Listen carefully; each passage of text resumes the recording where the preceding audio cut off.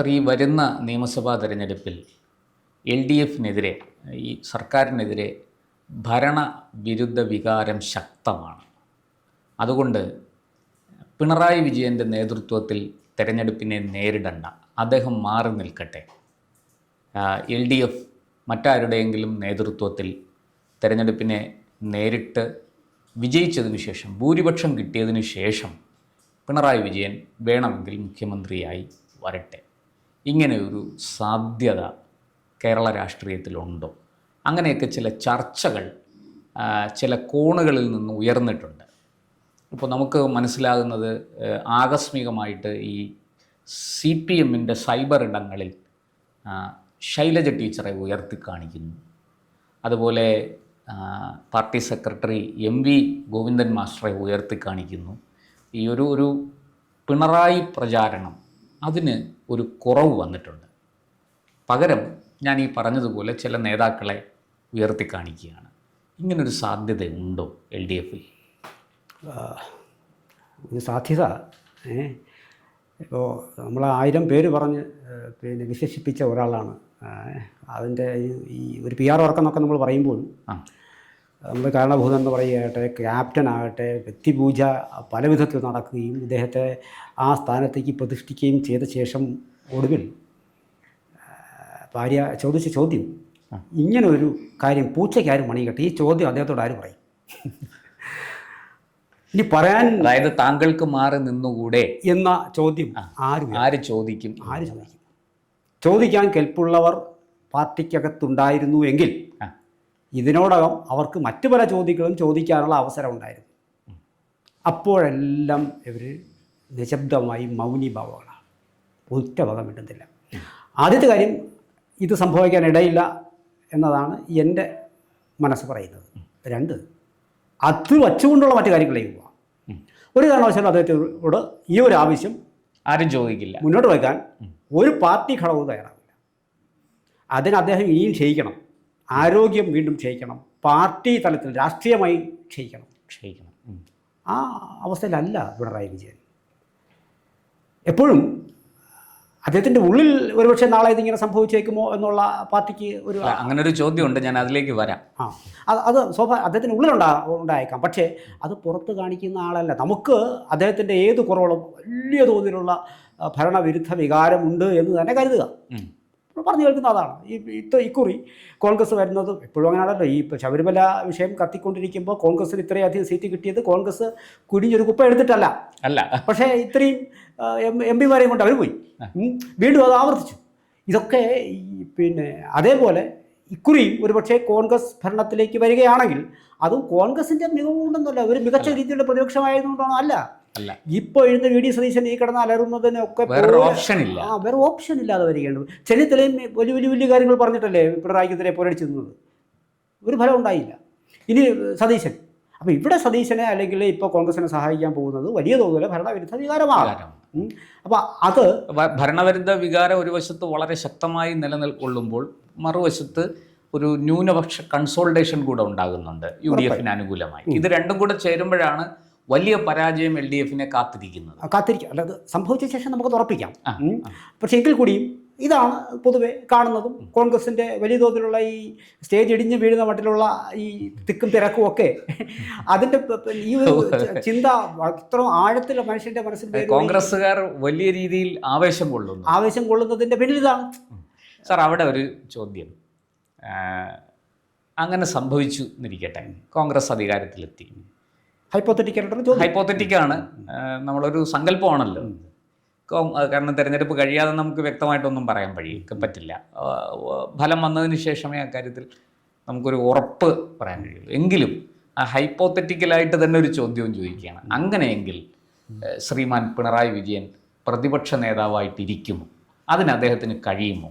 അല്ല, പറഞ്ഞല്ലോ, ഈ ഒന്ന് കഴിഞ്ഞ 25 വർഷങ്ങളായി പാർട്ടി സെക്രട്ടറി ആയിട്ട് അദ്ദേഹം ഇരിക്കുമ്പോഴും പിന്നീട് മുഖ്യമന്ത്രിയായിരിക്കുമ്പോഴും പാർട്ടിയെ തന്നിലേക്ക് മാത്രം എന്തെല്ലോ ഇവിടെ ഈ രാജ്യത്ത് ഒരു പാർട്ടി പ്രവർത്തകൻ പോലും ചോദിക്കാനില്ലാത്തൊരവസ്ഥയും 25 കൊല്ലം അദ്ദേഹം പിടിച്ചു നിർത്തി. അദ്ദേഹത്തെ ഒരിക്കലും നമുക്ക് അവഗണിക്കാൻ പറ്റില്ല. ഇതിൻ്റെ കഴിവിനെ നമുക്ക് കാണാൻ പറ്റില്ല. നമ്മൾ ഇത്രയൊക്കെ നിങ്ങൾ പറഞ്ഞു, അല്ലെങ്കിൽ ഞങ്ങൾ വലിയ ഒറ്റയ്ക്ക് കടിഞ്ഞാണിട്ട് പിടിച്ചു നിർത്തി എൻ്റെ ഒച്ച മാത്രം മതി പാർട്ടിക്ക് എന്ന് പറയാനുള്ള കെൽപ്പുള്ള ഒരാൾ. ഇത്രയും ഒക്കെ നിങ്ങൾ പറയും കേവലമായി ഇപ്പോൾ ഇന്നും ഏതാണ്ട് എവിടെ ഞാൻ കണ്ടിരുന്നു ഒരു മൈക്കുമായി ബന്ധപ്പെട്ടിട്ട് അദ്ദേഹം സംസാരിക്കുമ്പോഴൊക്കെ മൈക്ക് പിന്നെ പുറത്തിറങ്ങുമ്പോൾ കറുപ്പ് ധരിച്ചാൽ അത് പ്രശ്നം. കഴിഞ്ഞ ദിവസങ്ങളിൽ ഒരു കോൺഗ്രസ് പ്രവർത്തകൻ അത് വേറെന്തോ ആവശ്യത്തിന് വന്നു നിന്ന കറുപ്പിട്ടുകൊണ്ട് വന്നപ്പോൾ ഇദ്ദേഹം ആ വഴി പിടിച്ചതുകൊണ്ടേ പോലീസ്. ഇതെല്ലാം ചീത്തപ്പേര് വന്നു ഭവിക്കുന്നത് ഇദ്ദേഹത്തിനാണ്. ഇപ്പോൾ ശബരിമല അയ്യപ്പ സംഘവുമായി ബന്ധപ്പെട്ട കള്ളക്കണക്കുകൾ ഇതൊന്നും ഒരു പക്ഷേ ഇദ്ദേഹം വെട്ടിക്കൊണ്ടുപോയിട്ടിരിക്കാനുള്ള സാധ്യതകളൊന്നുമില്ല. ഉണ്ടാവില്ല. ചീത്തപ്പേര് ഇപ്പോഴും അദ്ദേഹത്തിന് വരും. ഇദ്ദേഹം നേരിട്ട് ചെയ്തതും പ്രത്യക്ഷവും അപ്രത്യക്ഷവുമായ എല്ലാ സംഭവങ്ങളുടെയും എന്നിട്ട് അദ്ദേഹം കുലുങ്ങിയില്ല. അത് എവിടെയെങ്കിലും ഒരു സോറി പറഞ്ഞോ? ഒരു ചാഞ്ചല്യവും എവിടെയെങ്കിലും ഒരു സോറി, എനിക്ക് തെറ്റ് പറ്റിപ്പോയി, ഒരു സോറി പറഞ്ഞോ? പറഞ്ഞില്ല. അദ്ദേഹത്തിന് നമ്മളൊക്കെ എല്ലാവരും കണ്ടതാണ് ഈ മറ്റേ യാത്രക്കിടയിൽ യൂത്ത് കോൺഗ്രസ്സുകാർ കരിങ്കുടി കാണിക്കാൻ ശ്രമിച്ചതും അവരെ ആക്രമിച്ചതും പൂച്ചട്ടി എടുത്ത് തലക്കടിച്ചതും. എന്നിട്ട് ആ സംഭവത്തെ പോലും അദ്ദേഹം ന്യായീകരിച്ചത് രക്ഷാപ്രവർത്തനം എന്ന് പറഞ്ഞാണ്. അതാണ് ജനങ്ങൾക്കിടയിൽ ഇത്രയും വലിയ വിരോധം ഉണ്ടാക്കിയത് ആ ഒരു സംഭവമാണ്. പക്ഷേ അവിടെ അദ്ദേഹം ചെയ്തത് ഈ പാർട്ടിയിൽ ഈ ആ ആൾക്കാരെയെങ്കിലും കൂടെ നിർത്തുക എന്നുള്ളതാണ്. ഇത് ഇദ്ദേഹത്തിൻ്റെ തന്ത്രമൊന്നും ഞാനും പഠിപ്പിച്ചു കൊടുക്കണ്ടായിരുന്നു. ഇദ്ദേഹം ഇനി പിന്നെ കോൺഗ്രസ് ഇദ്ദേഹം ചോദിച്ചതുപോലെ ഒരു സാങ്കല്പികമായ ചോദ്യം. കോൺഗ്രസ് വരുന്നു, പിന്നെ ഇലക്ഷൻ കഴിയുന്നു, കോൺഗ്രസ് വിജയിക്കുന്നു, കോൺഗ്രസ് പിന്നെ മന്ത്രിസഭ ഉണ്ടാക്കുന്നു, ഇദ്ദേഹം പ്രതിപക്ഷ നേതാവായി ഇരിക്കുമോ ഇല്ല എന്നുള്ളതാണ്. ഒരു സംശയം വേണ്ട, ധൈര്യം, യാതൊരു തർക്കവും വേണ്ട. അത് മടിച്ചോടിയാൽ പിന്നെ പിണറായി വിജയനില്ല. സ്വാഭാവികമായിട്ടും അതൊന്നും ഒരു ഇദ്ദേഹത്തിന് കൂസുമില്ല. ഇത്രയും മാധ്യമങ്ങളെല്ലാം. അങ്ങനെ ഒരു അംഗത്തിന് ബാല്യമുണ്ടോ അദ്ദേഹത്തിന്? അത് അദ്ദേഹം തീരുമാനിക്കേണ്ട കാര്യമാണ്. ഞാൻ പറയാം, തീരുമാനം അദ്ദേഹത്തിൻ്റെതാണ്. മറിച്ചൊരു തീരുമാനം എടുക്കുന്നു ഇപ്പോൾ എനിക്ക് കരുതുക വയ്യ. അല്ല, ഒരിക്കലും ഒന്നിനോടും കോംപ്രമൈസ് ചെയ്യാത്ത ഒരു പേഴ്സണാലിറ്റിയാണ്. അത് എന്തെല്ലാം പറഞ്ഞു. അദ്ദേഹത്തിൻ്റെ ഓഫീസിൽ ശശിയെ ഇരുത്തിയപ്പോഴും അദ്ദേഹം കേട്ട ചീത്തപ്പേര്. അദ്ദേഹം കുലുങ്ങിയോ? ഇല്ല. അദ്ദേഹത്തിന് യാതൊരു വിഷയമില്ല. മാധ്യമങ്ങൾ ഇങ്ങനെ പടച്ചുവിടുന്ന വാർത്തകളിൽ ഒന്നും തന്നെ അദ്ദേഹത്തിന് ഒരു ചെറിയ ചലനം പോലും അദ്ദേഹത്തിൽ ഉണ്ടാക്കാൻ സാധിച്ചു. CPI-കാർ എത്രയൊക്കെ കടന്ന് ചാടി. ഇപ്പോൾ നമ്മളെല്ലാം പ്രതീക്ഷിച്ചു CPI-കാരൻ്റെ ഒരു ചെറിയൊരു മീൻ ചൂര വിഷയവുമായി ബന്ധപ്പെട്ട് നെമ്മീനും ചൂര. ഇതൊന്നും നമ്മൾ വിചാരിക്കും ഇതുകൊണ്ട് ഇന്ന് രാത്രി അദ്ദേഹം ഉറങ്ങില്ലെന്ന് വിചാരിക്കും. എവിടെ അയാൾ സുഖമായിട്ട് ഉറങ്ങും, ഒരു തർക്കവും വേണ്ട. ഇത് അദ്ദേഹത്തിൻ്റെ ആ ജീനിലുള്ളതാണ്. നമ്മൾ തൊട്ടടുത്ത് കണ്ടിട്ടുണ്ടോ നിങ്ങളെന്ന് വെച്ചാൽ കണ്ടിട്ടില്ല. പക്ഷേ കേരളത്തിലെ മുഖ്യമന്ത്രിയെ ആൾക്കാർ തൊട്ടടുത്ത് കാണുമ്പോൾ പോലെ എല്ലാ ദിവസവും കാണുകയാണ്. ഇദ്ദേഹത്തിൻ്റെ പിന്നെ പൊതു സ്വഭാവം കാണുകയാണ്. വളരെ വ്യക്തിപരമായ സ്വഭാവങ്ങൾ മാത്രമാണ് എനിക്കും നിങ്ങൾക്കും അറിഞ്ഞുകൂടാത്തത്. പക്ഷേ ഈ പൊതു സ്വഭാവം വെച്ചുകൊണ്ട് നമുക്ക് ചിന്തിക്കാൻ കഴിയുക, നിഗമനത്തിലെത്താൻ കഴിയുന്നത് ഇദ്ദേഹം ഒരു കൂസലുമില്ലാതെ, പിന്നെ സ്വാഭാവികമായ ഒരു അധികാര കൈമാറ്റം ഒരു പക്ഷേ ഇദ്ദേഹത്തിൻ്റെ ആരോഗ്യപരമായ വിഷയം, ഇദ്ദേഹത്തിന് പ്രായമായല്ലോ, സ്വാഭാവികമായിട്ടും ആരോഗ്യ പ്രശ്നം ഉണ്ടായിരിക്കാം. അത് ആർക്കും എപ്പോഴും സംഭവിക്കാവുന്ന കാര്യങ്ങളാണ്. ചിലപ്പോൾ കൂടുതൽ ആരോഗ്യത്തോടെ ഇദ്ദേഹം പിന്നെ വന്നുകൂടായികയുമില്ല. അത് കാലം തെളിയിക്കേണ്ട കാര്യമാണ്. അവിടെ ഇദ്ദേഹത്തിന് ഞാൻ ഉറപ്പ് പറയുന്നു, ഇദ്ദേഹം മാറി നിൽക്കണമോ, വരണമോ, മത്സരിക്കണമോ, പിന്നെ പ്രതിപക്ഷ നേതാവായിട്ട് ഒരിക്കൽ കൂടി ഇരിക്കണമോ എന്ന കാര്യത്തിൻ്റെയൊക്കെ തീരുമാനം അദ്ദേഹം ആയിരിക്കും. ഈ പാർട്ടിക്ക് പറ്റിയ ഏറ്റവും വലിയ ഇദ്ദേഹത്തെ തിരുത്തേണ്ടത് ആരായിരുന്നു? പാർട്ടി ഘടകങ്ങളായിരുന്നു. ഒരു പാർട്ടി ഘടകത്തിന് തിരുത്താൻ കഴിഞ്ഞോ? തിരുത്താൻ കഴിഞ്ഞില്ല. കുറ്റം പിണറായിയുടേതല്ല, കുറ്റം പാർട്ടിയുടേതാണ്. ഈ പാർട്ടിയെ സംബന്ധിച്ചൊരു കേഡർ സംവിധാനത്തെക്കുറിച്ച് നമ്മൾ ചിന്തിക്കുമ്പോൾ ആ കേഡർ സംവിധാനങ്ങൾക്ക് നിങ്ങൾക്ക് തുറന്നു പറയാനുള്ള കൽപ്പുണ്ട്. ഈ ഒഴുകി വരുന്ന ഈ കേരളത്തിലെ പാർട്ടി കേഡർമല്ലാണ്ട് ഒരു എവിടെയെങ്കിലും പറഞ്ഞു അവിടെ ഇവിടുന്ന് ആരോ എന്തോ മൂളുന്നു എന്നുള്ളതല്ലാതെ ഇദ്ദേഹത്തെ കാണാൻ VS ഉണ്ടായിരുന്ന കാലത്ത് അത്തരത്തിൽ ചില കാര്യങ്ങളൊക്കെ ഏതാണ്ട് 2011 വരെ ഞാൻ മനസ്സിലാക്കുന്നത് VS അധികാരത്തിലിരിക്കുമ്പോഴും ഈ പറഞ്ഞതുപോലെ പിണറായി വിജയനെതിരെ ചില പരാമർശങ്ങൾ അല്ലെങ്കിൽ ഈ ചില തിരുത്തലുകൾ അങ്ങനെയൊക്കെയുള്ള ശബ്ദങ്ങൾ നമ്മൾ കേട്ടിരുന്നു. പക്ഷേ പതുക്കെ 2011 നിയമസഭാ തെരഞ്ഞെടുപ്പിൽ കേവലം 2 സീറ്റിന് പരാജയപ്പെട്ട് പ്രതിപക്ഷത്ത് ആയപ്പോൾ അതിനുശേഷം ഇദ്ദേഹത്തിനെതിരെ ഒരു ശബ്ദവും പാർട്ടിക്കുള്ളിൽ നിന്ന് ഉയർന്നിട്ടില്ല.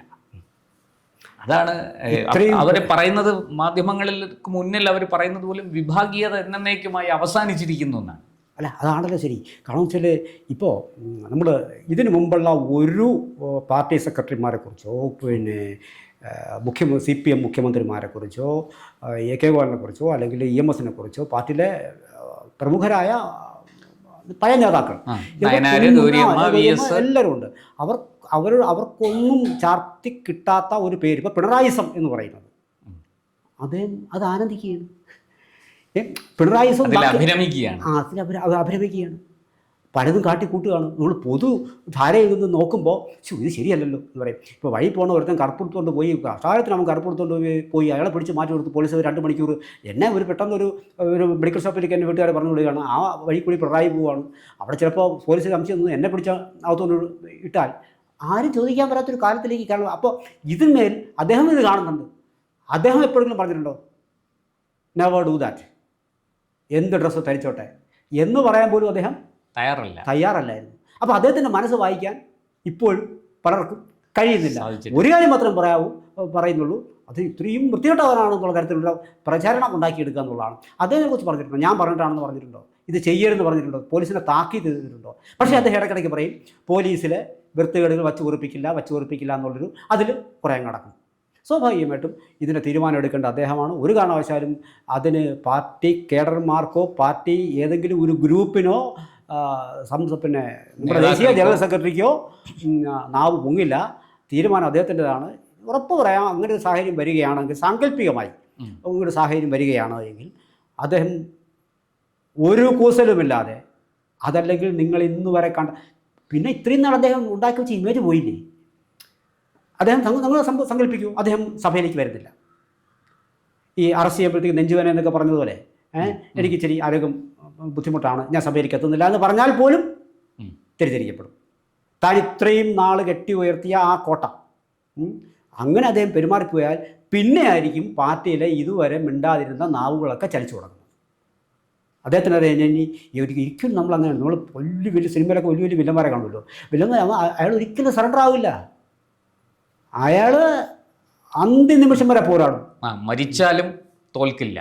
അത്തരത്തിലുള്ള സ്വഭാവക്കാരനാണ് പിണറായി വിജയൻ എന്ന് നമുക്ക് പുറത്തു നിന്നുള്ള കാഴ്ചയിൽ കൂടി, നമ്മൾ അനുഭവങ്ങളിൽ കൂടി, അദ്ദേഹത്തിൻ്റെ പ്രസ്താവനകളിൽ കൂടി, അദ്ദേഹത്തിൻ്റെ പ്രസംഗങ്ങളിൽ കൂടി, പ്രവൃത്തികളിൽ കൂടി നമ്മൾ നാൾക്ക് നാൾ കണ്ടുവരുന്നതാണ്. അങ്ങനെ അല്ലാത്തൊരു പിണറായി വിജയനെ നമുക്ക് സങ്കല്പിക്കാൻ കഴിയില്ല. അങ്ങനെയെങ്കിൽ അത് നടന്നതിന് ശേഷമേ നമുക്ക് മുഖത്ത് നിർമ്മിച്ചത് കാണാൻ പറ്റൂ. അങ്ങനെ സംഭവിച്ചാൽ പിന്നെയുള്ള ഓരോ ദിവസവും അദ്ദേഹത്തെ കീഴ്ഘടകങ്ങളെടുത്ത് അങ്ങോട്ടും ഇങ്ങോട്ടും അടിക്കുന്ന കാഴ്ചയായിരിക്കും. അതിന് അദ്ദേഹം തയ്യാറാവും, എനിക്ക് തോന്നുന്നില്ല. സ്വയം അദ്ദേഹം അതിന് തയ്യാറായി നിന്ന് കൊടുക്കും എനിക്ക് തോന്നുന്നില്ല. അദ്ദേഹം വരും. ഒരുപക്ഷെ പിന്നെ ഇടയ്ക്ക് ഞാൻ മറ്റേതൊരു വീഡിയോയിൽ പറഞ്ഞിരുന്നു, ഒരുപക്ഷെ 5000 വോട്ടിനാണ് ഇദ്ദേഹത്തിന് വളരെ ശക്തനായ ഒരു പ്രബലനായ ഒരു എതിരാളി ധർമ്മടത്ത് വരുന്നു. നിസാര വോട്ടുകൾക്കാണ് വിജയിച്ച് കയറുന്നതെന്നിരിക്കട്ടെ. ധർമ്മടത്ത് നിസാര വോട്ടുകൾ, കഴിഞ്ഞ വലിയ ഭൂരിപക്ഷമായിരുന്നു അദ്ദേഹത്തിന്. ആ നിസാര വോട്ടുകൾക്കാണ് പിന്നെ വിജയിച്ച് കയറുന്നതെങ്കിൽ കൂടിയും അദ്ദേഹം തലയെടുപ്പോടുകൂടി നിയമസഭയിലെത്തും.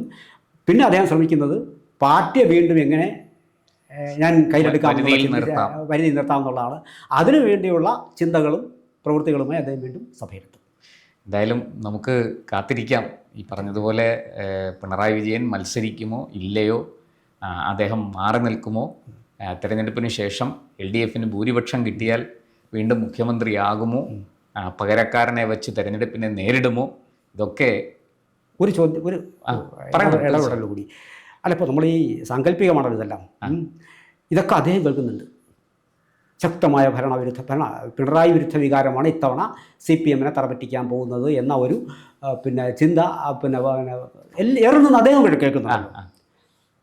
അദ്ദേഹം ഇപ്പോൾ വിചാരിക്കുകയാണ്, ഇപ്പോൾ ഞാൻ ഒരു കാര്യം ചെയ്യാം, നാളെ കേരളത്തിലെ ജനങ്ങളോട് പറയാം, ചില തെറ്റുകൾ പറ്റിപ്പോയി, ഞാൻ 3ാമത് ഭരണത്തിൽ വരുമ്പോൾ നിങ്ങൾക്ക് ഉറപ്പ് തരാം അതൊന്നും സംഭവിക്കില്ല, തിരുത്താൻ ഞാൻ തയ്യാറാണ് എന്ന് പറഞ്ഞാൽ ഇവിടുത്തെ ആൾക്കാർ വോട്ട് കൊടുക്കും? ഇല്ല. ഇത് അദ്ദേഹത്തിനറിയാം. ആ പറഞ്ഞു പോയാലുള്ള വീഴ്ച അദ്ദേഹത്തിനറിയാം. ഇതാണ് ഞാൻ പറഞ്ഞാൽ പിന്നെ പാർട്ടിക്കുള്ളിൽ നിന്ന് തന്നെ വലിയ വേട്ടയായിരിക്കും. ഇത്തിരി നാൾ അതാണ് പിണറായി വിജയൻ. പറയണമെന്നില്ല ഇപ്പോൾ പറയാമല്ലോ, പാർട്ടിക്ക് വേണ്ടിയെങ്കിലും പറയാമല്ലോ.